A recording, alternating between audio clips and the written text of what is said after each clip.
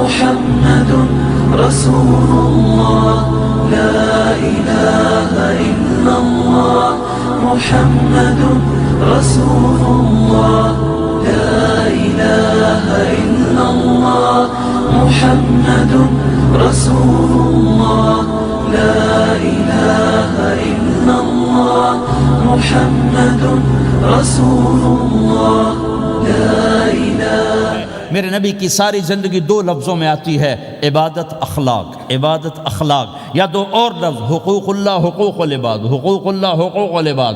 حقوق اللہ میں نماز سب سے اعلیٰ، اور حقوق العباد میں لوگوں کی برداشت کرنا، لوگوں سے درگزر کرنا، معاف کرنا، جھوٹ سے بچنا، دھوکے سے بچنا۔ میرے نبی سے پوچھا گیا یا رسول اللہ مسلمان کنجوس ہو سکتا ہے؟ ہم نے کہا ہو سکتا ہے۔ یا رسول اللہ مسلمان کمزور ہو سکتا ہے، بزدل ہو سکتا ہے، ڈرپوک ہو سکتا ہے؟ آپ نے کہا ہو سکتا ہے۔ یا رسول اللہ مسلمان جھوٹ بول سکتا ہے؟ آپ نے کہا نہیں، جھوٹ نہیں بول سکتا، جھوٹ نہیں بول سکتا۔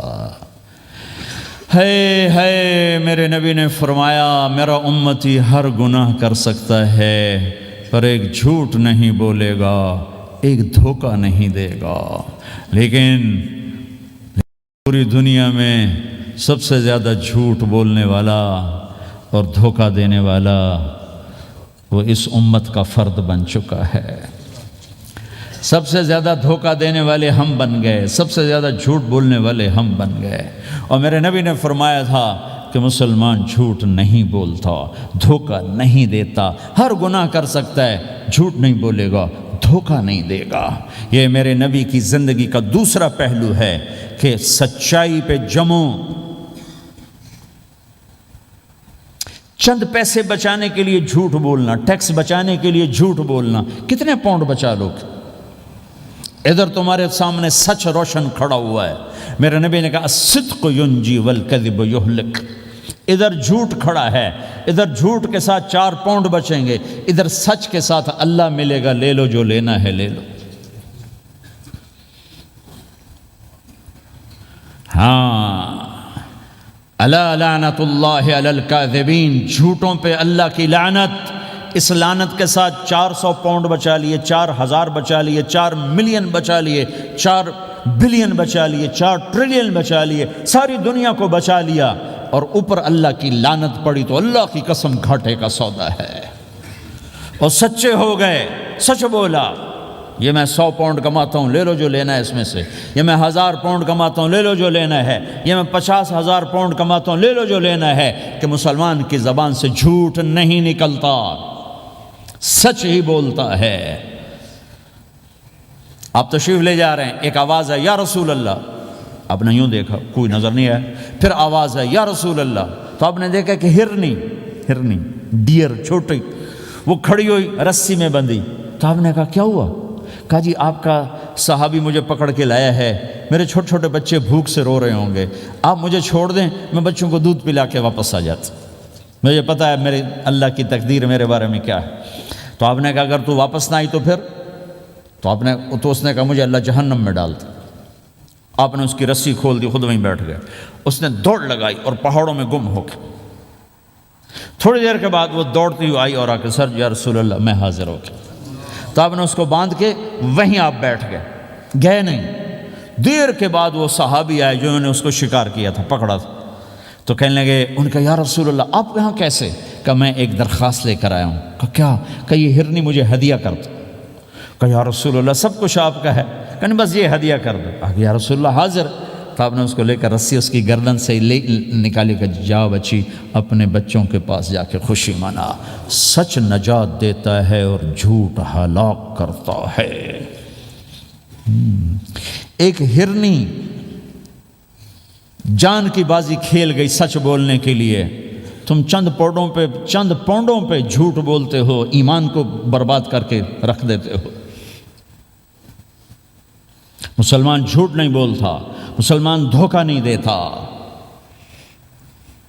مسلمان کی زبان سے سخت بول نہیں نکلتا کسی کو بے عزت نہیں کرتا، کسی کو کی بے اکرامی نہیں کرتا، کسی کا دل نہیں توڑتا، کسی کو ذلیل نہیں کرتا، خود سہتا ہے، اوروں کو خوشیاں دیتا ہے، خود دکھ سہتا ہے، اوروں کو راحت دیتا ہے، خود تکلیف سہتا ہے۔ یہ میرے نبی کے اخلاق ہیں، یہ میرے نبی کی زندگی ہے، اور یہ اسلام کا سب سے بڑا چیپٹر ہے اور سب سے مشکل چیپٹر ہے۔ جب میرے نبی نے لمبی نمازیں پڑھی تو اللہ نے روک دیا کہ میرے حبیب ما انزلنا علیک القرآن لتشقی، اتنی لمبی نماز نہ پڑھ کے تو تھک جائے۔ میرے نبی نے تبلیغ میں زور دکھایا تو اللہ نے روک دیا، فلتذهب نفسک علیہم حسرات، میرے نبی اتنا غم نہ کر کے آپ خود ہی آہیں بھرتے بھرتے آپ مر جائیں۔ میرے نبی نے مال سارا خرچ کیا، اللہ نے اس سے بھی روک دیا، ولا تبسطها كل البسط فتقعد ملوما محسورا، اتنا خرچ نہ کریں کہ آپ خود پھر دکھی ہو کے بیٹھ جائیں۔ خرچ کرنا بہت بڑا عمل، تبلیغ سب سے سارے عملوں کا سردار عمل، تبلیغ سے بڑا کوئی کام ہوتا تو اللہ نبیوں کو دیتا، اگر تبلیغ سے بڑھ کر کوئی کام ہوتا تو اللہ نبیوں کو دیتا، گشت سے بڑھ کر کوئی محنت ہوتی تو اللہ نبیوں کو دیتا۔ 950 سال نوح علیہ السلام گشتی کر رہے ہیں، اور اللہ کی مان لو، اللہ کی مان لو، اتنا عظیم عمل کا میرے نبی درمیانہ نماز سب سے بڑی عبادت، میرے نبی درمیانہ کام، لیکن جب میرے نبی نے اخلاق اچھے کیے، دشمن کو معاف کرنا، لیکن ایک آدمی آپ سوئے ہوئے تھے، آپ کی تلوار لٹکی تھی، ایک آدمی آیا، اس نے آپ کی تلوار اتاری اور یوں ہماری پسلی میں، آپ اٹھ کے بیٹھ گئے۔ اب وہ قتل کے ارادے کے لیے آ چکا ہے اور تلوار یہاں ہے، کہتا من یمنعک منی، اب بول تمہیں کون بچائے گا؟ تو آپ نے مسکراتے ہوئے کہا اللہ، تو اس کے ہاتھ سے تلوار گر پڑی، تو آپ نے اٹھا لی، آپ نے یوں سیدھی کی، اب تو بچا، تجھے کون بچائے گا؟ وہ کہنے لگا مجھے تو ہی بچائے گا، وہ تو اللہ کو جانتا نہیں تھا، کہا بابا مجھے تو ہی بچائے گا۔ تو آپ کہتے ہیں اس کا سر اڑا دو، یہ نبی کو قتل کرنے آیا ہے۔ میرے نبی نے فرمایا کلمہ پڑھتے ہو؟ کہا نہیں پڑھتا۔ کہا جاؤ معاف کیا۔ یہ میرے نبی کے اخلاق ہیں۔ 20 سال جنہوں نے قتل کے منصوبے بنائے، مکہ والے، جب آپ مکہ میں فاتحانہ داخل ہوئے، ابو سفیان سب سے زیادہ آپ کو دکھ پہنچانے والوں میں پیش، تو آپ نے ابو سفیان کو عزت دی۔ جو ابو سفیان کے گھر میں داخل ہوگا اس کو کچھ نہیں کہا جائے گا۔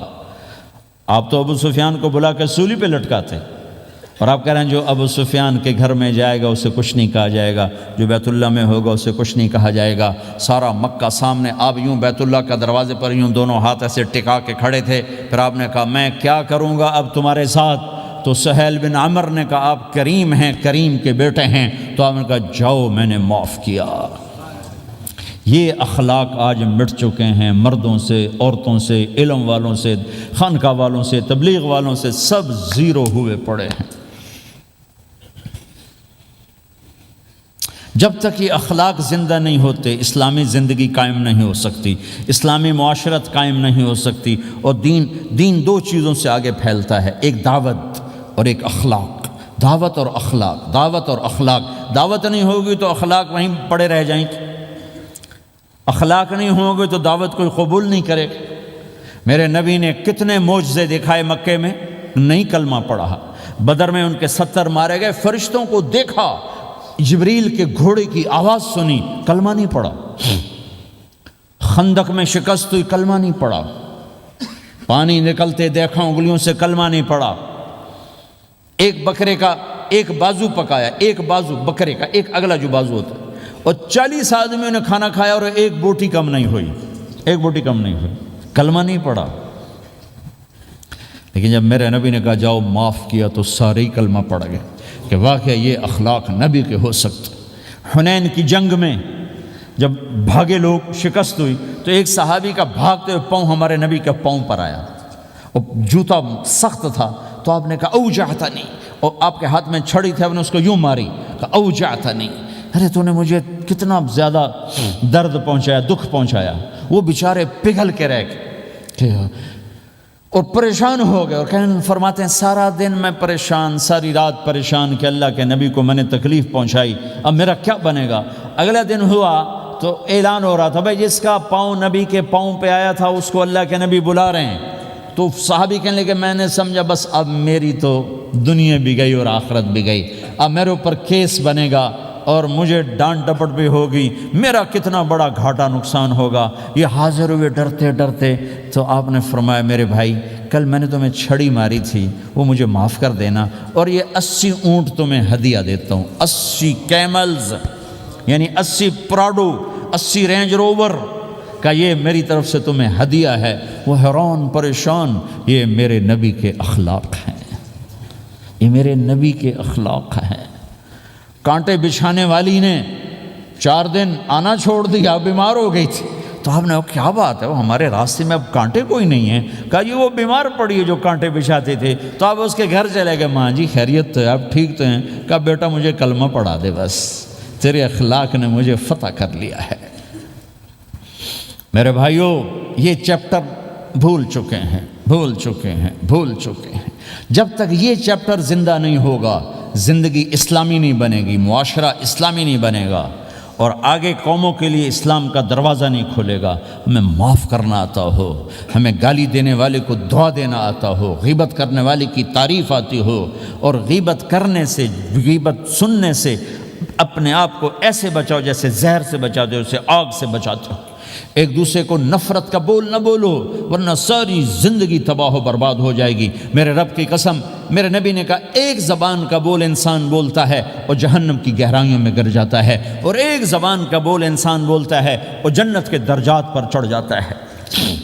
یہ زبان بہت طاقتور چیز ہے، میں ہر بیان میں اس کو دہرا رہا ہوں کہ جتنا یہ عمل ختم ہو چکا ہے اتنا کوئی عمل بھی نہیں ختم ہوا ہے۔ میرے نبی نے فرمایا معاذ تمہیں سارے دین کا خلاصہ بتاؤں؟ معاذ الا انبئک بملاک ھذا کلہ، میں تمہیں پورے دین کا خلاصہ بتاؤں؟ کون معاذ؟ کون معاذ جس کے ہاتھ میں علماء کا جھنڈا ہوگا؟ کون معاذ؟ میں ابھی مئی میں ان کے اردن اجتماع میں گیا، آگے ان کے اربد میں گئے، آگے وہاں ان کا مقبرہ ہے 18 کلومیٹر۔ میں گیا، کمرے میں داخل ہوا تو سارا کمرہ خوشبو سے مہک رہا تھا، اور مجھے ایک شخص نے بتایا یہ خوشبو 24 گھنٹے یہاں آتی رہتی ہے۔ جن کو 18 ہجری میں انتقال ہوا، 1417 سال ہو گئے مرے ہوئے، اور قبر سے خوشبو آ رہی، خوشبو آ رہی، خوشبو آ رہی۔ اس آدمی کو سمجھایا کیسے اور بتایا کیا؟ معاذ تمہیں سارے دین کا خلاصہ بتاؤں؟ کہا جی بتائیں۔ تو آپ نے یوں کیا، اپنی زبان نکالی اور اس کو پکڑا انگلی سے پھینکا، کف ھذا، معاذ اس زبان پہ قابو پا جا، یہ پورا دین ہے۔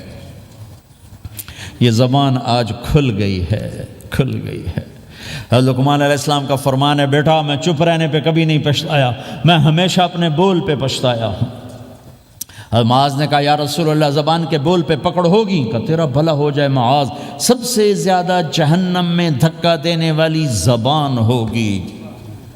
اور ایک صحابی ہیں ابو دجانہ۔ کون ابو دجانہ؟ السابقون الاولون من المہاجرین والانصار، اس میں پہلی صف کے صحابہ۔ کون ابو دجانہ؟ جب آپ حج پر گئے تو اپنی جگہ مدینے کا امیر ابو دجانہ کو بنایا۔ ابو دجانہ حج میں شریک نہیں ہوئے، کہ آپ نے اپنی جگہ ان کو اپنا نائب بنا کے وہاں کھڑا فرمایا ابو دجانہ میری جگہ پر مدینے کا امیر ہے، یہ وہ ابو دجانہ ہیں۔ کون ابو دجانہ؟ جو جنگ بدر سے لے کر آخری حج تک ہر سفر میں شریک ہیں، ہر سفر میں شریک ہیں۔ ان کی ایک بات میں بتانا چاہتا ہوں، پہلے تھوڑی سی ان کی ہسٹری بتانا چاہتا ہوں۔ کون ابو دجانہ؟ احد کی جنگ میں آپ نے تلوار اٹھائی، کہ اس تلوار کو کون لے گا؟ کئی صحابہ کھڑے ہو گئے۔ آپ نے کہا اس تلوار کا حق کون ادا کرے گا؟ سارے بیٹھ گئے، 3 آدمی کھڑے رہے، ایک زبیر بن عوام، ایک عمر بن خطاب، ایک ابو دجانہ۔ ان کا نام ہے سماک بن خرشنہ، سماک بن خرشنہ ان کا نام ابو دجانہ سے مشہور ہے۔ تو آپ نے تلوار نہ عمر کو دی، نہ زبیر کو دی، ابو دجانہ کو دی تھی۔ تو عمر رضی اللہ عنہ نے تو محسوس نہیں کیا، حضرت زبیر نے محسوس کیا کہ اس کو کیوں دی، مجھے کیوں نہیں دی؟ میں مہاجرین میں سے ہوں، میں پھوپھی کا بیٹا ہوں، میں اس سے دلیری میں کم نہیں ہوں، بلکہ حضرت زبیر کی دلیری کی تو دھاک تھی۔ جدھر سلوار چلتی تھی کاٹتی چلی جاتی تھی، کہنے لگا میں دیکھوں گا یہ کیا کرتا ہے۔ تو ابو دجانہ کے پیچھے پیچھے زبیر ہو لیے، تو ابو دجانہ نے جو حملہ کیا تو 3000 کا لشکر تھا، اس کو چیر کے پار نکل کے، پورے لشکر کو کاٹ کے پار نکل کے، اور آگے عورتیں کھڑی تھیں جو مکے کے لشکر کو تیار کر رہی تھیں۔ نحن بنات طارقی نمشی علی النمارقی مشی القتل بوارقی المسک فی المخالقی المسک فی المفارقی والدر فی المخالقی ان تقبلوا نعانقی وتدبروا نفارقی فراق غیر وامقی، یہ گانا گا رہی تھیں اور ان کو تیار کر رہی تھیں۔ تو جب ابو دجانہ کی تلوار نظر آئی تو سب بھاگیں، ہندا پکڑی گئی، تو آپ نے یوں اپنی تلوار ہندا کے سر پر رکھی، انہوں نے چیخ ماری، تلوار ہٹا لی۔ تو زبیر پیچھے پیچھے کہ کیا کیا ہے؟ جنگ میں اگر کوئی عورت حصہ لے اسے مارنا جائز ہے، ویسے جائز نہیں ہے، عورت کو، بچے کو، بوڑھے کو ہاتھ لگانا جائز نہیں ہے۔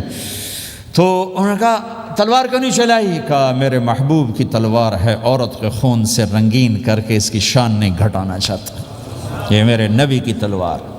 پھر واپس ہوئے، پھر اٹیک کیا اور پھر مجمع کو چیر دیا۔ سامنے ایک آدمی آ رہا تھا ہاتھی کی طرح، اتنا لمبا موٹا تازہ، تو زبیر کہنے لگے میرے جی میں آیا کبھی اس کی ٹکر ہونا پھر میں دیکھوں ابو دجانہ کیا چیز ہے۔ تو اللہ کا کرنا ایسا ہوا ابو دجانہ دونوں آمنے سامنے ہو گئے، تو وہ ایسے شاہ سوار تھے کہ دونوں طرف کے لشکر ذرا تھم گئے اور وہ دونوں بھڑ گئے۔ ابو دجانہ کے اپنے جوہر، اس پہلوان کے اپنے جوہر، غبار اٹھا، مٹی اٹھی، اور اس کی اپنی طاقت، ان کی اپنی طاقت، انہوں نے ابو دجانہ کو اس نے زخمی کر دیا۔ ابو دجانہ نے جو جوش میں آ کے ماری تلوار، اس کو لگی یہاں، تو اتنی طاقت سے لگی کہ اس کے نیچے اتر کر 2 ٹکڑوں میں تقسیم کر دی، یوں ماری، تو ایک حصہ ادھر ایک حصہ۔ پھر یوں دیکھا اور اپنے چہرے سے لوہی کی ٹوپی اتاری، کما ترا انا ابو دجانہ، کیا دیکھ رہے ہو؟ میں ہوں ابو دجانہ، تلوار صحیح لی ہے میں نے، غلط نہیں لی، یہ ابو دجانہ ہیں۔ اور جب شکست ہو گئی احد کی جنگ میں، اور پھر 10-12 آدمی نے آپ کو گھیرے میں لیا ہوا تھا، ان میں ایک ابو بکر تھے، عمر تھے، علی تھے، طلحہ تھے، زبیر تھے، سعد بن ابی وقاص تھے، اور سہل بن حنیف تھے، عبادہ قتادہ بن نعمان تھے، اور ابو دجانہ تھے رضی اللہ تعالی عنہم، ان میں سے ایک ابو دجانہ بھی تھے۔ اور یمامہ کی جنگ میں ابو دجانہ شہید ہوئے، یمامہ کی جنگ میں شہید ہوئے۔ یہ ابو دجانہ کی تھوڑی سی سیرت آپ کے سامنے آئی ہے۔ اس کے بعد اب آپ ان کے قول کو سنو تاکہ اس کا وزن آپ کے سامنے آئے۔ یہ بدر کے شریک ہیں، اللہ کے نبی نے کہا بدر کا صحابی جو مرضی کرے بخشا گیا۔ یہ صلح حدیبیہ کے شریک ہیں، اللہ نے قرآن میں کہا لقد رضی اللہ، میں ان سے راضی ہو گیا۔ یہ صحابی ہیں، اللہ نے کہا کلا وعد اللہ الحسنی، اے میرا نبی تیرے ہر صحابی کے لیے جنت کا وعدہ ہے۔ اور اب یہ کیا کہتے ہیں؟ یہ کیا کہتے ہیں لوگو؟ ان ارجع عملی عند، لوگو میرے پاس، ابو دجانہ میرے پاس بخشش کا سب سے بڑا عمل جانتے ہو کیا ہے؟ بدر نہیں، احد نہیں، حدیبیہ نہیں، خندق نہیں، خیبر نہیں، فتح مکہ نہیں، آخری حج نہیں، کیا ہے؟ کیا ہے لوگو؟ ان ارجع عملی عندی، میرے پاس آخرت میں بخشش کا سب سے بڑا عمل بس ایک ہے کہ ما آذیت احدا بلسانی، میں نے اپنی زبان سے کبھی کسی کو دکھ نہیں پہنچایا۔ ولا اجد فی قلبی غلا لاحد، اور میرے دل میں کسی کے لیے بغض کوئی نہیں ہے، بس یہ میری بخشش کا عمل ہے۔ تو بھائیو، نبی کے اخلاق میں 2 چیزیں لے لو، ایک زبان سے کسی کو دکھ نہ دو، ایک دل میں کسی کا بغض نہ رکھو، اللہ کی قسم بغیر حساب کتاب کے جنت میں جاؤ گے۔ یا اللہ